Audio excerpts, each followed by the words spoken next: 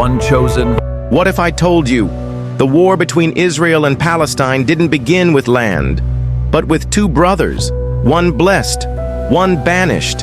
This is not just history. This is prophecy. And to truly understand today's violence, we must return to the very beginning, the book of Genesis, the seeds of conflict. It all started with Abraham, the father of faith. God promised him a nation, but his wife Sarah was barren, so she gave him her maidservant Hagar. From her came Ishmael, but later miraculously Sarah bore Isaac, the child of promise, 2 sons, 2 destinies, and the world would never be the same. Divine promises divided nations. God promised Isaac a covenant that would birth Israel, but Ishmael was also blessed to become a great nation. That nation would become the Arab people. 2 blessings, but only one chosen path. Jealousy, confusion, and separation would follow for generations. From brotherhood to borderlines, the descendants of Isaac became the Israelites. The descendants of Ishmael became the Arab tribes. Over time, as both lineages expanded, land became a symbol of divine inheritance, and both claimed it. What was once about family became about territory. The Temple and the Dome, Jerusalem, the Holy City. For Jews, it holds the Temple Mount, where Solomon's temple once stood. For Muslims, it holds the Dome of the Rock, where Prophet Muhammad is said to have ascended to heaven.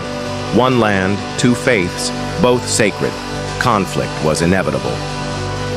From Roman conquest to Islamic rule, after the Roman destruction of Jerusalem in 70 AD, Jews were scattered. The diaspora began. Centuries later, Islamic empires ruled the region. By the time Zionist Jews began returning in the 1800s, Palestine was mostly Arab. The land was holy, but crowded. The birth of modern conflict, 1948. In 1948, after World War II and the Holocaust, the world created the State of Israel. For Jews, it was a miracle. For Palestinians, it was catastrophe, al-Nakba, or the disaster. Over 700,000 Palestinians were displaced. Hatred, fear, and violence exploded. Cycles of war and ceasefires. Since 1948, wars have erupted almost every decade.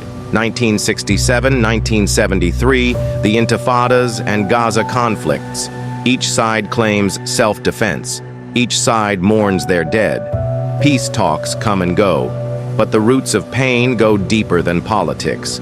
They are spiritual. A spiritual battle beyond borders. This is not just a land war, it's a spiritual battle. Jerusalem is a crown claimed by 3 faiths, but maybe the real enemy isn't Israel or Palestine. Maybe it's pride, fear, and an unwillingness to forgive, something no border can fix. Is peace possible? Many believe peace is impossible. But what if, like Abraham, both sides could return to faith over fear? What if Isaac and Ishmael's children remembered they were once brothers? Only then can swords turn into plowshares and prophecy become peace. What the Bible says about the end. The Bible speaks of a time when all nations will gather in Jerusalem, and a true king will bring peace. Until then, the land remains divided, but the heart of the conflict reminds us all. Without love, even God's promised land becomes a battlefield. This story isn't about who is right or wrong. It's about understanding where we come from, and maybe, just maybe, learning how to walk forward together. Because Isaac and Ishmael were more than nations, they were brothers.